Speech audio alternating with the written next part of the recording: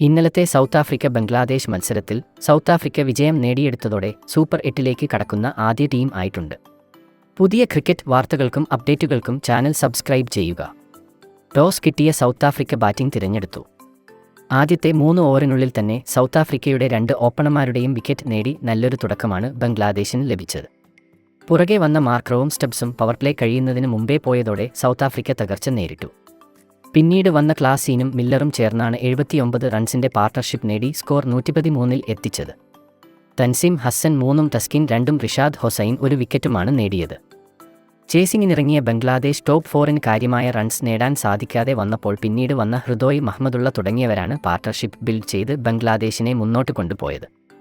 അവസാന ഓവറിൽ 11 റൺസ് വേണമെന്ന നിലയിൽ ബംഗ്ലാദേശ് എത്തിയെങ്കിലും ടീമിനെ വിജയത്തിലെത്തിക്കാൻ സാധിച്ചില്ല. ടീമിന് കിട്ടേണ്ടിയിരുന്ന 4 ബൈസ് നഷ്ടമായതാണ് ടീമിനെ ഇവിടെ തോൽവിയിൽ എത്തിച്ചത്.